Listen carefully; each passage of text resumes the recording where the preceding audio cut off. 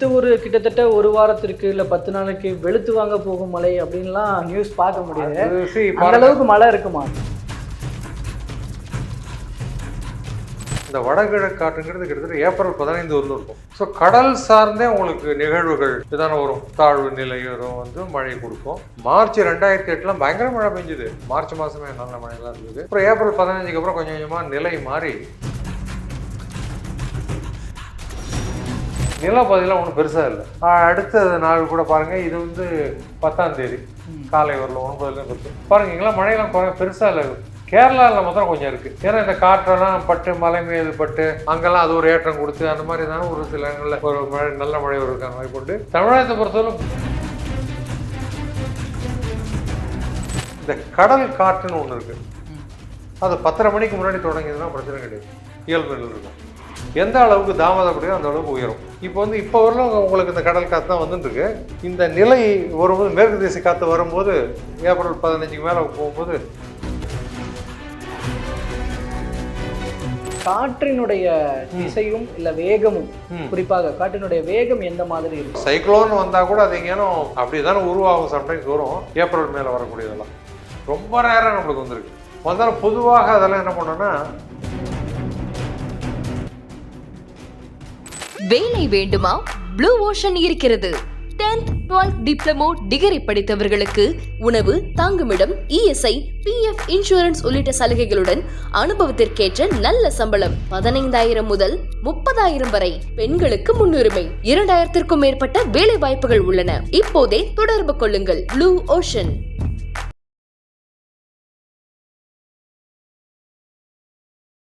ஐத்தமிழ் நேயர்கள் அனைவருக்கும் அன்பு வணக்கம். இன்றைய சிறப்பு நேர்காணலில் நம்மோடு இணைந்திருக்கிறார் இந்திய வானிலை ஆய்வு மையத்தினுடைய சென்னை மண்டல இயக்குநரகத்தினுடைய முன்னாள் இயக்குனர் திரு ரமணன் அவர்கள். அவரிடம் தற்போது இருக்கிற கால சூழ்நிலைகள், பருவநிலை மாற்றங்கள், மழை மற்றும் வெயில் தொடர்பான தகவல்கள் குறித்து பேச இருக்கிறோம். பேசலாம். வணக்கம். நல்லா இருக்கீங்களா? நலமா இருக்கேன் சார். இப்போது எல்லாரும் இந்த மார்ச் மாதம் அப்படின்னு இப்படி வரும்போதே இந்த பனிக்காலத்துக்கு அப்புறம் அப்படியே அந்த வெயில் காலத்துக்கு தான் யதார்த்தமாகவே மனமாற்றம் அடைஞ்சிட்டு வராங்க. பட் இப்போ பார்த்தா திடீர்னு நிறைய இடங்கள்ல மழை வருது. ஸோ அந்த மழை டக்குன்னு ஒரு பக்கம் அது வெயில் காலத்தில் மழைன்றது நல்லதாக இருந்தாலும் கூட அது திடீர்னு என்ன வெயில் காலத்தில் இவ்வளோ மழை வருது அப்படிங்கிற ஒரு எண்ணத்தையும் கொடுக்குது.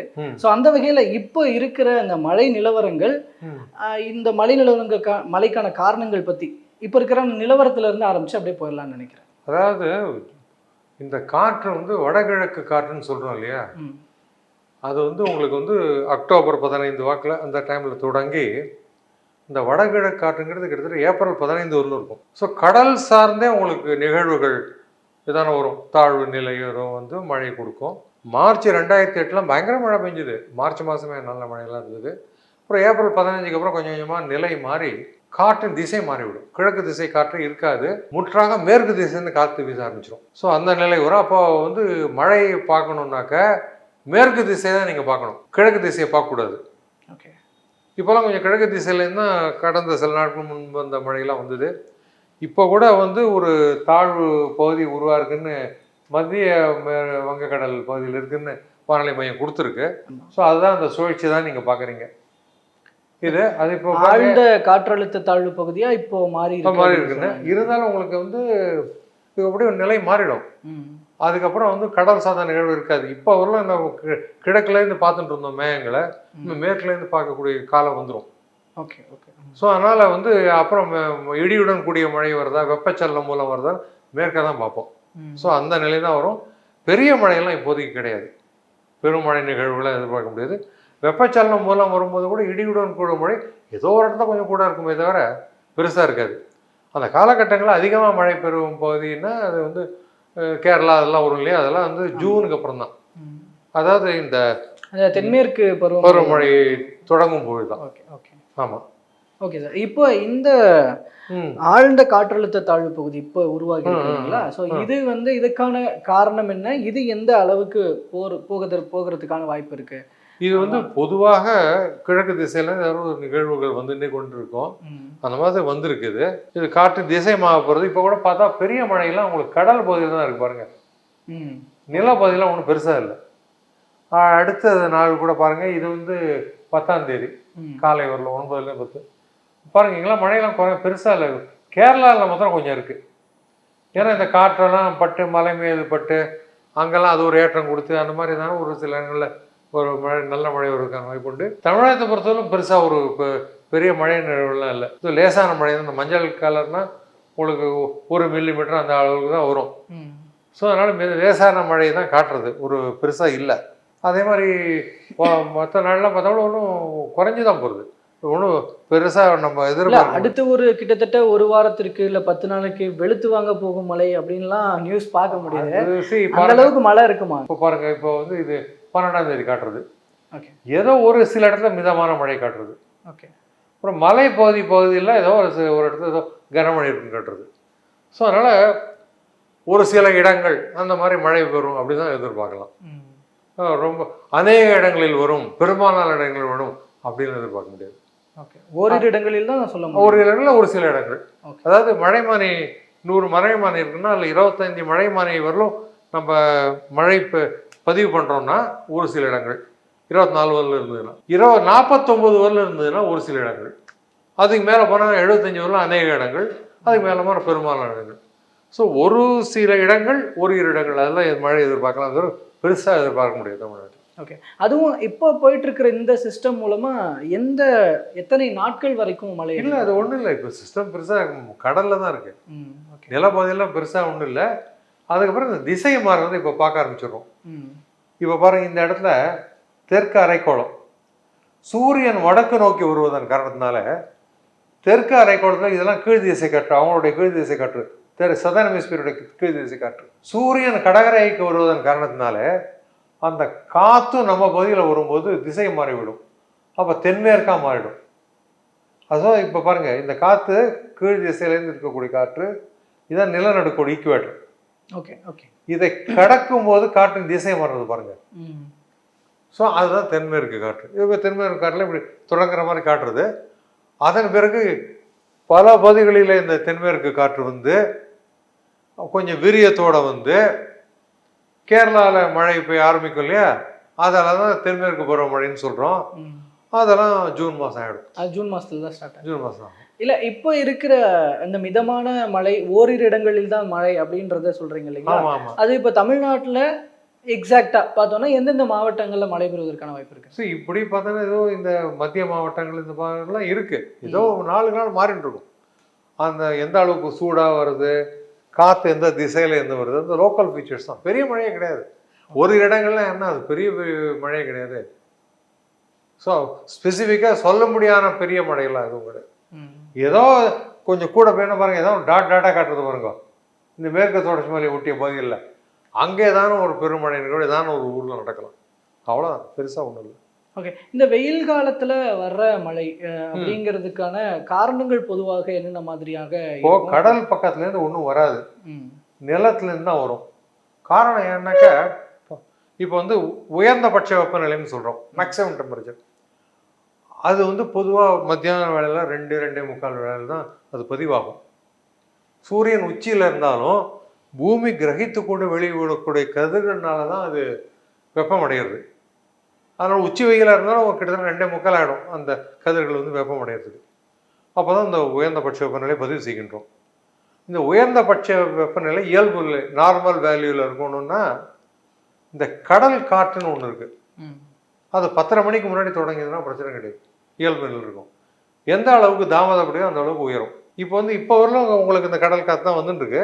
இந்த நிலை வரும்போது மேற்கு திசை காற்று வரும்போது ஏப்ரல் 15க்கு மேலே போகும்போது உங்களுக்கு மேற்கு திசை தான் காற்று வரும். அப்போ வெப்பம் அதிகரிக்கும். கடல் காற்று வந்து வெப்பம் அதிகரிக்கும் போது கடலில் வந்து அந்த அளவுக்கு வெப்பம் அதிகரிக்காது, நிலம் அளவுக்கு. அதனால அங்கே இருக்கிற காற்று வந்து அடர்த்தி அதிகமாக இருப்பதுனால பூமியை நோக்கி வரும். அதான் கடல் காற்றுன்னு சொல்கிறோம். இந்த கடல் காற்று வந்து 10:30 மணிக்கு தொடங்கிருந்தாலும் பிரச்சனை கிடையாது. எந்த அளவுக்கு தாமதப்படுகிறதோ அந்த அளவுக்கு வெப்பம் உயரும். அதுதான் சொல்கிறோம் நம்ம. அடுத்தது வந்து இந்த கடல் காற்றினுடைய ஒரு எந்த தூரத்து வரலும் இருக்குன்னா ஒரு 40 கிலோமீட்டர் தான் இருக்கும் கடல்லேருந்து, கடற்கரையிலேருந்து. ரொம்ப உள்பகுதிகள்லாம் போகாது, அவ்வளோதான். ஓகே.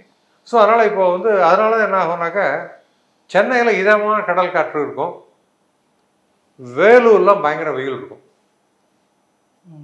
ஸோ அதனால் அங்கே வெப்பம் அதிகமாகிடும். இப்போ 2 பாத்திரத்தை எடுத்துங்க, ஒரு பாத்திரத்தில் தண்ணி ஊற்றுங்க, இன்னொரு பாத்திரம் வெறும் பாத்திரமா வைங்க, மொட்டை மாடியில் போய் வைங்க.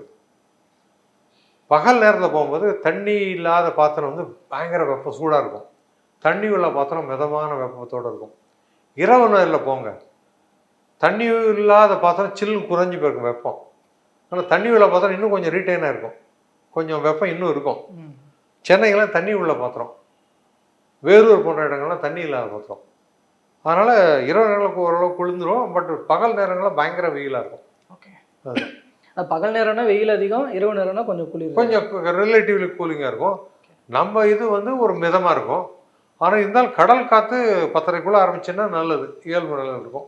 அந்த அளவுக்கு தாமதம் பிடிக்கிறது இப்போ கஷ்டம். சில நாள் கடல் காற்றே துவங்காது. ஏன்னா கேரளாலேருந்து வரக்கூடிய மேற்கு திசை காற்று வேகமாக வரும், இந்த கடல் காற்றே தடுக்கும். அப்போ அன்றைக்கெல்லாம் நம்ம ஊர்லேயே தாங்க முடியாது. ஓகே, பயங்கர டாக் டேன்னு சொல்கிற மாதிரி சொல்லுவாங்க ஆங்கிலத்தில். கடல் காற்றே இல்லாதனால ரொம்ப கஷ்டப்படுவோம். இப்போ வர போகிற காலங்களில் இப்போ இந்த புழுக்கங்கள் கொஞ்சம் அதிகமாக இருக்கும். இப்போ இருக்கும். ஆனால் பட் அந்த வெயில் வேணும். இந்த வெயில் இல்லாட்டா உங்களுக்கு பருவமழைக்கு சக்தி வேணும்ல. இந்த தாழ்வு நிலையெல்லாம் உருவாகி அதுக்கு மழையெல்லாம் கொடுக்கறதுக்கு இருக்க வேண்டிய சக்தியெல்லாம் வேணும் இல்லையா? அதெல்லாம் இந்த வெயில் தான் கொடுக்கறது, அந்த வெப்பம் தான் கொடுக்கறது அந்த சக்தியெல்லாம்.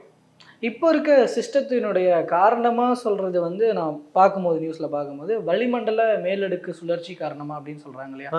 அந்த வளிமண்டல அடுக்குகளினுடைய ஆக்டிவிட்டிஸ் எப்படி இருக்குது இப்போ? இப்போ இது குறைஞ்சி போயிடுது. இப்போ நான் இன்னைக்கு இப்போ வந்து இது பேக்கில் போகிறேன், இன்றைக்கு 9ஆம் தேதி இல்லையா?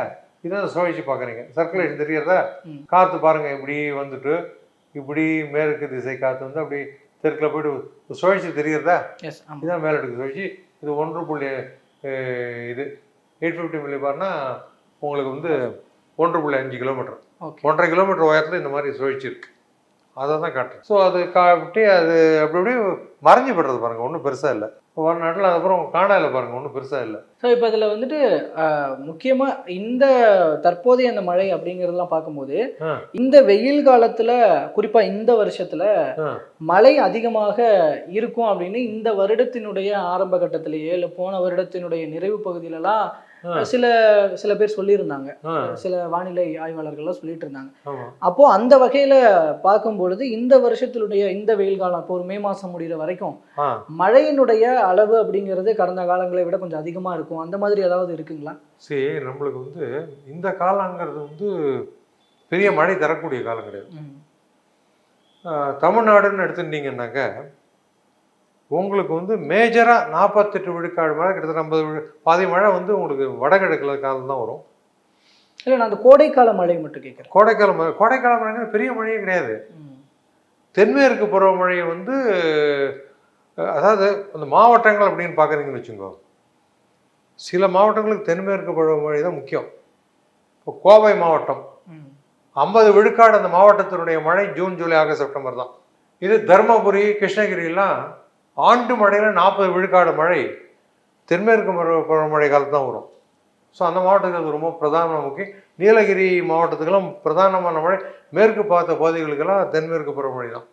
அந்த தேவாலா அந்த மாதிரி பகுதிகள்லாம் இருக்குல்ல, கூடலூர் பசார், நடுவட்டம், அந்த பகுதிகளுக்கெல்லாம் தென்மேற்கு பருவமழைனா மேற்கு பார்த்த சிகரங்கள். அது மாதிரி கோவை பகுதியில் சின்ன கல்லார், வால்பாறையெல்லாம் தென்மேற்கு பருவமழை காலத்தில் நல்ல மழை வரும். அந்த 4 மாதம் 400 மில்லிமீட்டர் அளவுக்கு 400 சென்டிமீட்டர் அளவுக்கு நல்ல மழை வரும். அதனால அந்த காலகட்டங்களில் அதுக்கு வர மழைங்கிறது ரொம்ப முக்கியம். ஏனைய பகுதி வந்து மழை வரைய பகுதி தமிழ்நாடு, அதனால் வெப்பச்சலத்தினால அந்த காலகட்டங்களில் வர மழை தான் அது. நம்ம ரொம்ப மழையெல்லாம் தண்டர்ஸ்டார்ம் பீரியடில் எதிர்பார்க்கும். ஒரு தெருவில் தண்டர்ஸ்டார்ம் இருக்கும், இன்னொரு தெருவில் இருக்காது. ஸோ அந்த மாதிரி உங்களுக்கு மழைக்கு தரும் காலம் இந்தியாவுக்கு அப்படின்னாக்க தென்மேற்கு பருவமழை காலம் தான் இந்தியாவுக்கு முழுதுக்குமே. 80 விழுக்காடு இந்தியாவை பொறுத்தவரையிலும் பெருமழை நிகழ்வு மழை வரக்கூடிய காலம்னா ஜூன், ஜூலை, ஆகஸ்ட், செப்டம்பர். தமிழகத்தை பொறுத்த வரையிலும் வடகிழக்கு பருவமழை, கடலோர மாவட்டங்கள், மத்திய மாவட்டங்களுக்கெல்லாம் இது. ஜம்மு அண்ட் காஷ்மீர், அதை ஒட்டிய பஞ்சாப், ஹரியானா பகுதிகளுக்கெல்லாம் மேற்கத்திய சலனங்கள், வெஸ்டர்ன் டிஸ்டர்பன்ஸ் சொல்லுவாங்க, மேற்குலேருந்து வரக்கூடிய நிகழ்வுகள், அதன் மூலமாக தான் உங்களுக்கு மழை வரும். பொதுவாக குளிர்காலங்களில் அதிகமான மழை வரும். ஸோ இந்த மாதிரி இந்தியாவை பொறுத்தவரை தான் இது. ரொம்ப மழை எதிர்பார்க்கணும் அப்படின்னாக்க நீங்கள் வந்து அந்த காலத்துக்கு ஏற்ற மாதிரி தான். இப்போ பெருசாக ஒரு சைக்ளோன் வந்தால் கூட அது எங்கேனும் தமிழ்நாட்டுக்கு வராது, அப்படி தானே உருவாகும். சம்டைம்ஸ் வரும், வந்தாலும் பொதுவாக அதெல்லாம் என்ன பண்ணோன்னா மயான்மார், பங்களாதேஷ் போய்டும். ஜெனரலாக ஏப்ரல் மாதங்களில் வரக்கூடியது, ஏப்ரல் மேலே வரக்கூடியதெல்லாம் ரொம்ப நேரம் நம்மளுக்கு வந்திருக்கு. தற்போதைய காற்றழுத்த தாழ்வு மண்டலத்தினால பகுதியாக தான் காற்றழுத்த தாழ்வு நிலை அது அதனால வந்துட்டு தற்போது தமிழ்நாட்டில் குறிப்பிட்டு நான் கேட்குறேன், எந்தெந்த மாவட்டங்கள்ல அது எந்த அளவுக்கான மழைப்பொழிவு இருக்கும்? இப்போ குறிப்பாக இந்த டெல்டா மாவட்டங்களுக்குலாம் இது வந்து இன்றைக்கு அப் டு 9th ஓகே ஒன்றும் பெருசாக காட்டல. தெற்கு பகுதியில் காட்டுறது, தென் பகுதி இதுதான் பெருசாக காட்டுறது. அதான் என்ன லேசான மழை தான், பெரிய மழை கூட காட்டல, லேசான மழை தான் காட்டுறது. இது வந்து 10ஆம் தேதி என்ன காட்டுறது பாருங்க, லேசான மழை தான் காட்டுறது. இந்த மத்திய பகுதிகளில் பெருசாக ஒன்றும் காட்டல. ஏதோ ஒரு மேற்கு தொடர்ச்சி பகுதியில் சின்ன சின்ன இது லேசான ஒன்றுமே இல்லை, தூரல் இல்லை, 1 மில்லிமீட்டர் 10 மில்லிமீட்டர் 1 சென்டிமீட்டர்லாம் என்ன பெருசாக இருக்க போகிறது இல்லை. ஒன்றும் பெரிய மழையே கிடையாது, பெரிய மழை நிகழ்வே கிடையாது, எதிர்பார்க்கக்கூடியது ஒன்றும் கிடையாது. அதுதான். Okay sir. ஆனால் அந்த வர மாவட்டங்கள் அந்த ஓரிரு இடங்கள்னு குறிப்பிட்டது, அது என்னென்ன மாவட்டங்கள்னு தெரிஞ்சு மாவட்டம் இதுலேயே பார்த்துக்கலாமே. நீங்கள் பாருங்கள், இந்த மத்திய மாவட்டங்கள் தான். ஓகே ஓகே ஆமாம், மத்திய மாவட்டங்களில் தான் காட்டுறது. ஒன்றும் பெரிய மழையெல்லாம் ஒன்றும் காட்டல.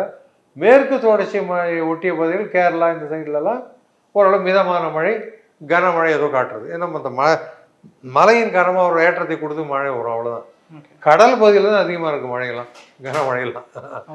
நிலப்பகுதியில் ஒன்றுமே இல்லை, வர்ற மழையெல்லாம் கடலுக்குள்ளேயே பெஞ்சிடும். ஏன்னா கடலில் தான் பெய்யுறது, ஒன்றும் பெருசு இல்லை. ஏன்னா அது காற்றின் போக்கு தான் அந்த காரணம். இப்போ இந்த வேகமான காற்று வேகம் குறையும் பொழுது அங்கே இந்த இடத்துல கொஞ்சம் அதிகமான மழையை அங்கே கொடுக்கறது. வெலாசிட்டி கர்வ்னு ஆங்கிலத்தில் சொல்லுவாங்க, அதான் காரணம், வேற ஒன்றும் இல்லை. பெரிய மழையெல்லாம் ஒன்றும் கிடையாது. Okay sir. மழை சம்பந்தப்பட்ட விஷயத்துல ஒரு விஷயம் சார், இதுல காற்றினுடைய திசையும் இல்ல வேகமும், குறிப்பாக காற்றினுடைய வேகம் எந்த மாதிரி இருக்கும்? காற்றினுடைய வேகம் வந்து இப்போ வந்து நிலப்பகுதியெல்லாம் ஒன்றும் பெருசா இல்லையா, நிலப்பகுதியெல்லாம் ஒன்றும் பெருசா இல்லை. கடல்ல வேணா தான் இருக்கலாமே தவிர நிலப்பகுதியில் ஒரு பிரச்சனை கிடையாது. ஓகே. பெரிய வேகமான காற்றெல்லாம் இப்போ பார்க்க முடியாது. வேகமான காற்று அப்படிங்கிறது வந்து உங்களுக்கு தென்மேற்கு பருவமழை தொடங்கிய பிறகு தான் ஆடிக்காத்தில் அம்மியும் பறக்கும்பாங்க. அப்போ தான் அந்த டைமில் காற்று வேகம் இன்க்ரீஸ் ஆகும். ஓகே, அதாவது ஜூலையில் தான். ஆமாம், ஜூலையில் தான். Okay okay. ஆமாம், இப்போலாம் இருக்குது. தற்போது ஏன்னா கிட்டத்தட்ட காற்றினுடைய வேகம் இருக்கும், மீனவர்களுக்கு சில முக்கிய தகவல் கடல் பகுதிக்கு அவங்களுக்கு கொடுப்பாங்க, வார்னிங் கொடுப்பாங்க. அது அந்த மாதிரி நீங்கள் சொல்லிக்க நினைக்கிறேன். சரி, அது வந்து இந்த காற்றினுடைய வேகம் இன்க்ரீஸ் ஆகும்போது அவங்களே டிபார்ட்மெண்ட்டே மீனவர்களுக்கு வார்னிங் கொடுத்துருவோம். 20 அதாவது இந்த விண்ட் ஸ்பீட் 45 to 55 kmph 45-55 வரலும் இருக்கும். ஏன்னா சிறு படகுகளுக்கு ஹெல்ப் பண்ணணுன்ட்டு அவங்க கொஞ்சம் ஜாகிரதையாக இருக்கணுங்கிறதுக்காக. ஸோ அதனால் அதுக்கு ஏற்ற மாதிரி அவங்க அந்த வார்னிங்லாம் கொடுப்பாங்க மீனவர்களுக்கு. அவங்களாம் கரை பக்கத்து தான் மீன் பிடிப்பாங்க. ஸோ அந்த சின்ன சின்ன படகுகள் கட்டுமரமாக இருந்துருக்கும்போது அந்த வேகத்தை தாங்கணுமேங்கிறதுக்காக சொல்கிறாங்க. அதுதான் பெரிய படகுகளுக்கெல்லாம் அதெல்லாம் பிரச்சனையே கிடையாது, அதெல்லாம் தாங்கக்கூடிய ஆற்றல் உண்டு. ஓகே, அதுதான். ஸோ தற்போதைக்கு வர்ற இந்த ஒரு மழையை பொறுத்த வரைக்கும் எந்த ஒரு பயமும் தேவை கிடையாது. ஒன்றும் பெரிய மழையும் கிடையாது, பயப்படுறது ஒன்றும் கிடையாது. அதான் யதார்த்தமான உண்மை. ஆனால் இப்போ வர்ற மழையினால கொஞ்சம் இருக்கிற வெப்பநிலையை கொஞ்சம் குறைச்சி கொடுக்கும் அப்படின்னு எதிர்பார்க்கலாம். மக்கள் வெயிலில் வாடிட்டு இருக்கிறாங்க, அந்த இடத்துல வர்ற மழை பெரிய மழையே இல்லையே, ஒரு தணிக்கிற மாதிரி இல்லை. பெரிய மழை நிகழ்வு வந்தால் அதை தணிக்கும் கண்டிப்பாக. ஏன்னா உங்களுக்கு வந்து உள்பகுதி கடல் காற்று நம்மளுக்கு சொல்கிறோம், நம்மளுக்கு இதமாக இருக்கும். 10:30 மணிக்கு தொடங்கிதுன்னா நல்லா இருக்குன்னு சொல்கிறோம். தொடங்கிறதுனால நம்ம கடலோர மக்களுக்கு பிரச்சனை கிடையாது, கடல் காற்றுன்னு ஒன்று இருக்குது. உள்பகுதிகளுக்கு ஒன்றுமே இல்லை. இடியுடன் கூடிய மழை வெப்பச்சலனத்தின் மூலம் வந்தால்தான் அவங்களுக்கு வெப்பத்தின் அளவு குறையும், இல்லைன்னா வேறு வழி இல்லை.